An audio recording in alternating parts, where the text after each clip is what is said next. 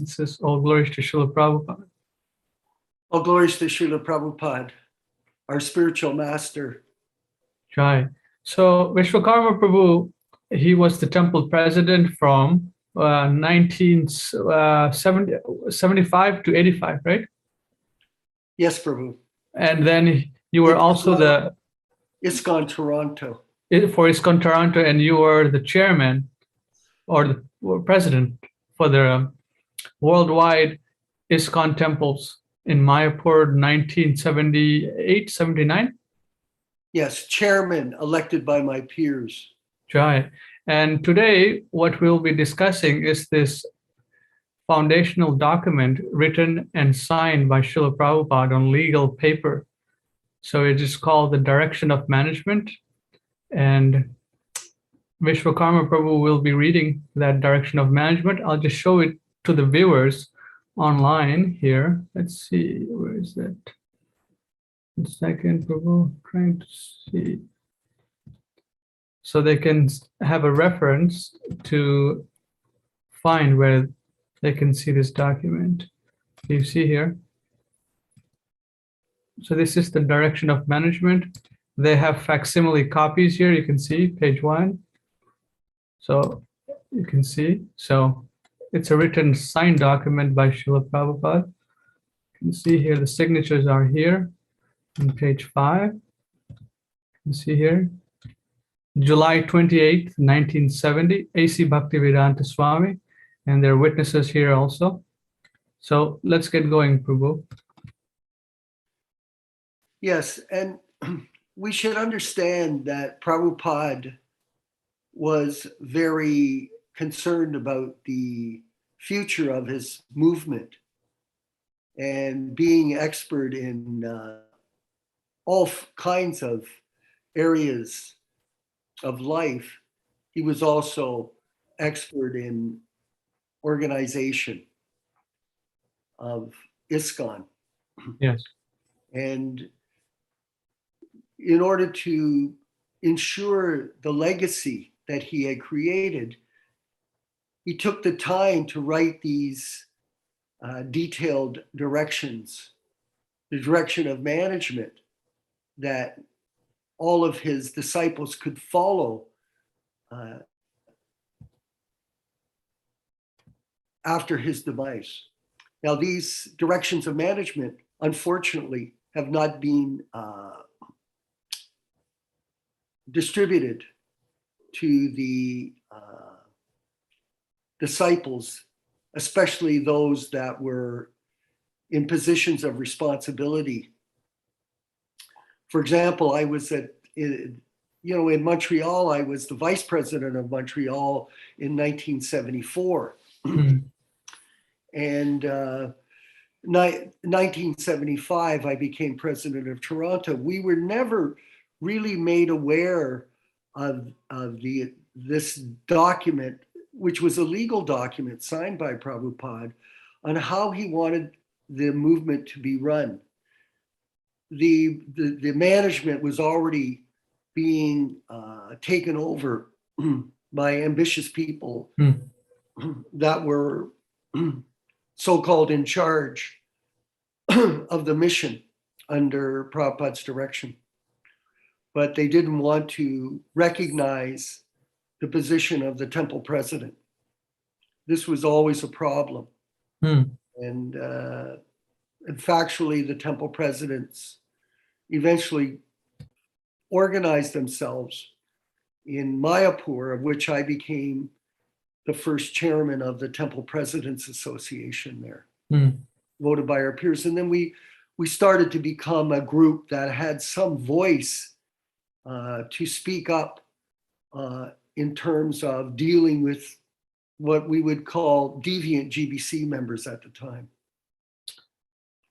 So 1970, July 28, 1970, you were the temple president in 1975? 1975. Yes. I joined the mission in 1971. So I got first initiation in Detroit with Indradumna Swami and Gopal Bhatta. Lots of devotees were initiated in July 1971 in Detroit. And we came down from Hamilton, and a whole series of devotees from Hamilton. We had 19 Prabhupada disciples that came from Hamilton, Ontario. Eventually, the temple was closed under the direction of the GBC in Canada, and we all moved to Toronto and built the Toronto mission. Joy. So today, so right after you joined, you never knew about this document. I'm just clarifying. You never knew about this document till what year? I think I might have seen in 75. Did you? I don't think I ever saw this document. Wow, not in 75, huh? Never. It was covered up. Wow. You know, the GBC just worked according to what they thought was their mental speculation of the best way to serve the mission. They were already trying to usurp Prabhupada's position as the Acharya, the founder and director of the entire mission. He had a specific system that he wanted all of us to follow that was, in a sense, being followed back then, but eventually became changed by especially post 1977. So ISKCON is in two periods: pre-77, Prabhupada's departure in November, and post-77, the time after his departure, where chaos set in. Prabhupada said, when the founder dies, or when the leader, as in the case of the Gaudiya Math that we've been reading about, after the disappearance of Bhaktisiddhanta Saraswati Prabhupada, then the movement there fell into chaos. And in the same way, Prabhupada realized that it would happen to his ISKCON after his departure, and it did. One quick note, Narayan Prabhu, he joined Srila Prabhupada in 1968. He talks about the direction of management, how he first saw the direction of management in 1970 in New Vrindavan. And then after that, he never saw it till the 1990s. Yes. So this is, something that the so-called GBC leaders felt didn't have any relevance. This, of course, is called disobeying the orders of the spiritual master. And it's due to that disobedience that the movement has deteriorated in 2022 to the point where there are no temple presidents. We just saw an advertisement for New Vrindavan online, and they're not only advertising for a new temple president, they're looking for a vice president, a treasurer, a secretary, receptionists, farmers, gardeners, everything. Wow. All underpaid remuneration between them and the temple. So it's much different now. And as a result, the mission has, in a sense, changed, and in another sense collapsed, because it was never administrated according to Prabhupada's direction of management, which he's a brilliant. Prabhupada is not an ordinary person. He's a transcendental saint from the spiritual world. So obviously these documents are relevant to how the mission should have been spread. That's why he put all the time into it. Like he mentions in this direction of management. I'm 75 years old. He was 75. So he only had so many years left where he would be able to actually be able to implement these principles effectively, solidly within the mission to preserve its integrity. Jai. So let's get reading, Prabhu. I think we're on a roll here. Here we go. So Prabhupada writes, I, the undersigned A.C. Bhaktivedanta Swami, disciple of Om Vishnu Pad Paramahansa 108, Srimad Bhakti Siddhanta Saraswati Goswami Maharaj Prabhupada, came in the United States in 1965 on September 18th for the purpose of starting Krishna consciousness movement. For 1 year, I had no shelter. I was traveling in many parts of this country. Then in 1966, July, I incorporated the society under the name and style, the International Society for Krishna Consciousness, briefly, ISKCON. The lawyer was Mr. J. Goldsmith. Gradually, the society increased, and one after another, branches were opened. And now we've got 34 branches enlisted herewith. You can show the branches. 1 second, Prabhu. That's Let me all go right. up here. Starting from Amsterdam Yeah, and going down. to Washington, Toronto's there. So Yeah, Toronto's there. It was 40 Beverly Street. I had visited the Beverly Street Temple, but I wasn't a member. It was 1970. I didn't join it until 71. And then we moved to Gerrard Street, 187 Gerrard. okay. So Prabhupada continues. As we have increased our volume of activities, now I think a governing body commission herein after referred to as the GBC should be established. I'm getting old, 75 years old. Therefore, at any time, I may be out of the scene. Therefore, I think it is necessary to give instructions to my disciples how they should manage the whole institution. They are already managing individual centers represented by one president, one secretary, and one treasurer. And in my opinion, they are doing nice, but we still want more improvement in the standard of temple management, propaganda for Krishna consciousness, distribution of books and literatures, opening of new centers, and educating devotees to the right standard. Amazing. Yes. So you can see how meticulous he is in He wanted constant analysis of what's going on. Yeah, he wanted constant improvement in the devotees, in the management, and he wanted his instructions to be the foundation of it. Yeah, and one of the biggest offenses in chanting the holy name is to disobey the orders of the spiritual master. Yeah. So this was the American way, change everything. This has been going on ever since then. So 1970s, yes. Yeah, just change, lots of trouble. Again, we're not here to fault find. We're here analyzing the situation and how it should be and how it isn't. Because it isn't being followed, then it's failing miserably. There are no people in the temples now. I watched a video of the New Orleans temple. I had done some traveling Sankirtan in New Orleans years ago on a blue bus from Toronto. The famous picture of us chanting with B.B. Govinda and other devotees in the Back to Godhead magazine when it was a popular magazine in the French Quarter.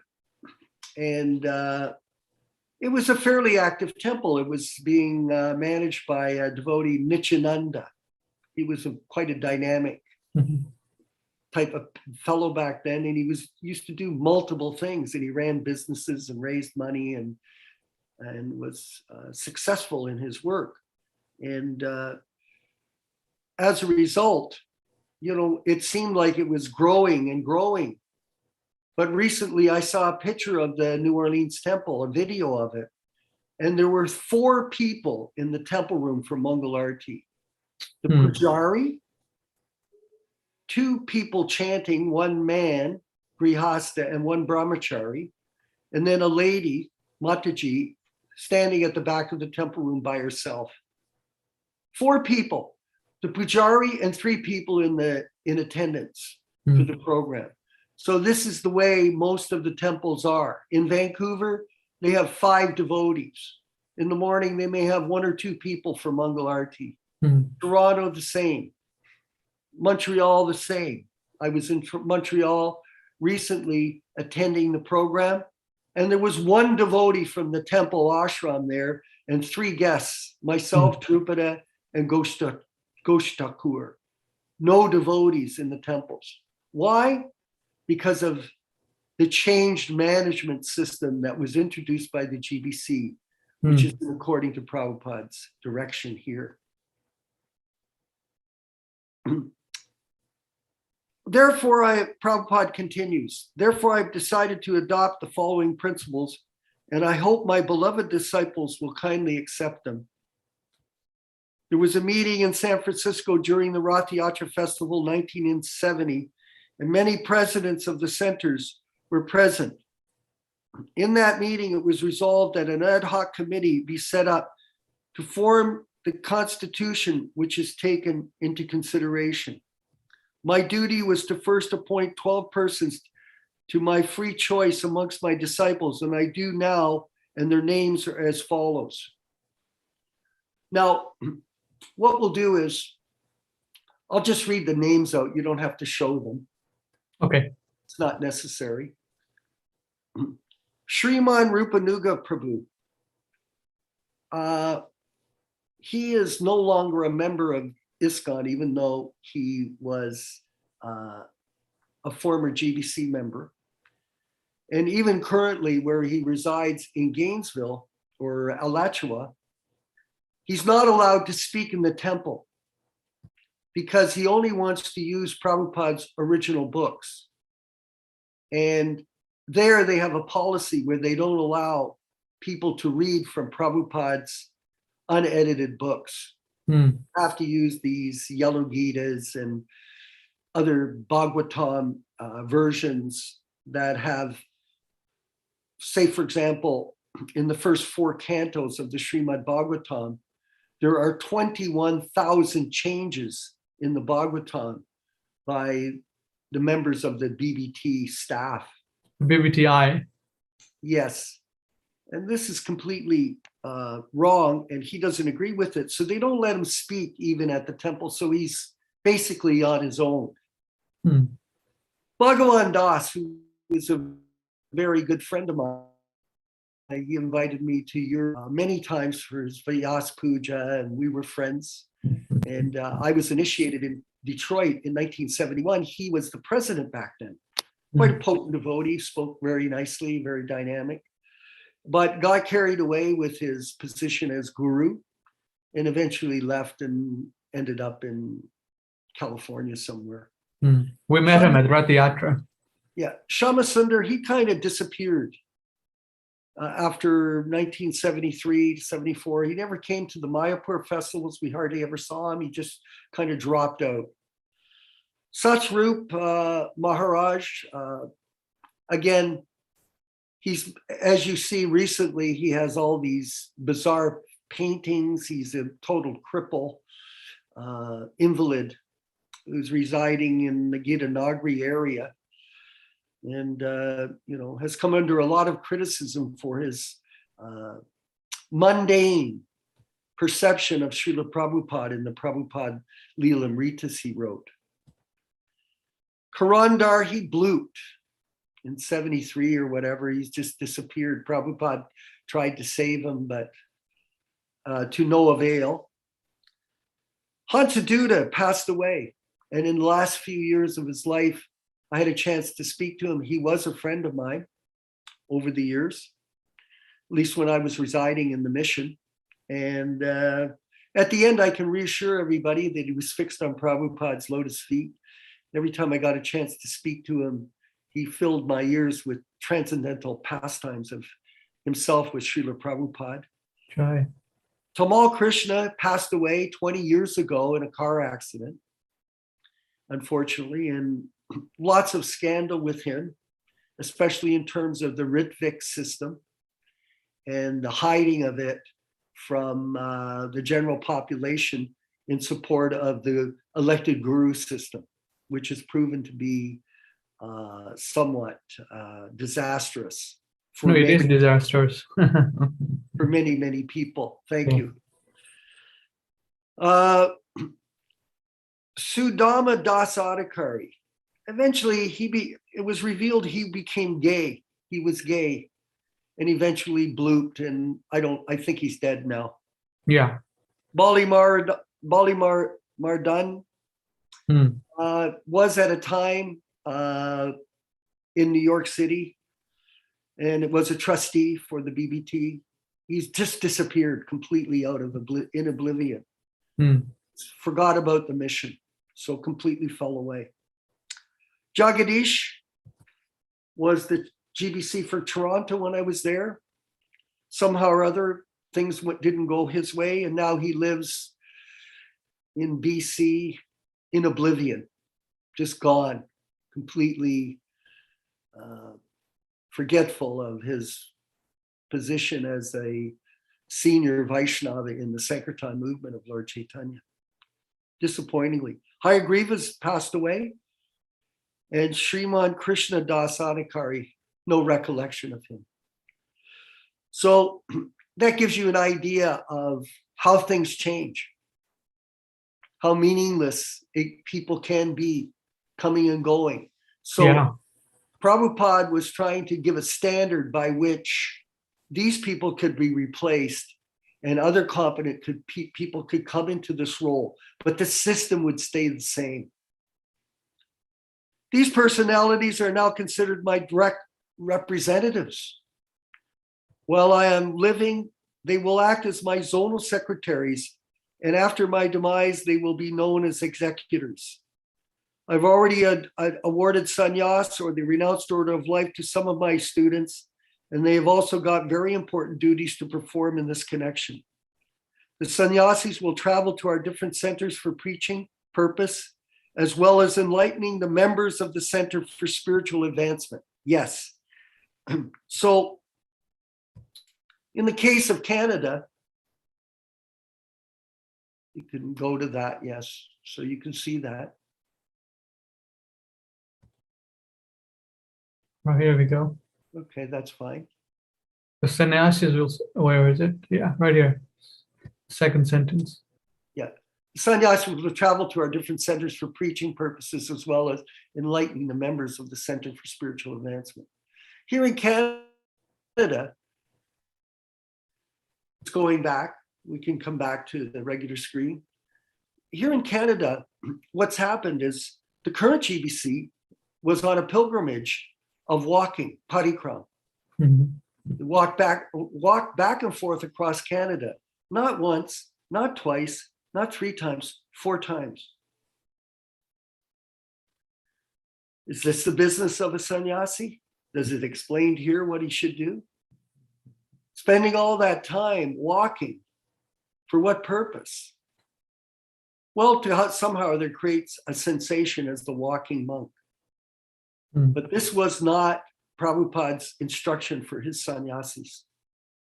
It was very specific, to travel to the temples, to preach, and enliven the devotees, enlighten them in the purpose of Krishna consciousness.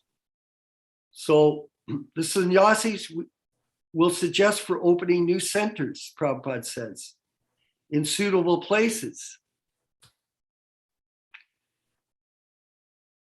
And the GBC will take action on it, as was stipulated by the ad hoc committee.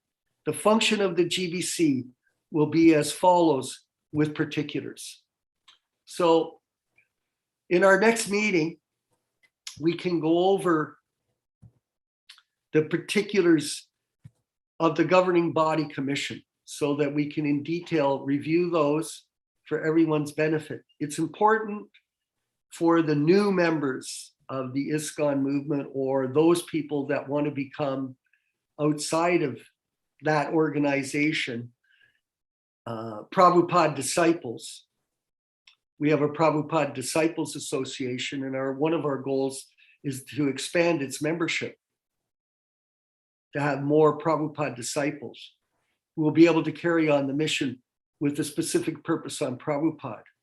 Like I mentioned earlier, and we'll finish up, in Russia, which is in the news these days, became one of the most prolific preaching areas in the world after Prabhupada's demise. Mm.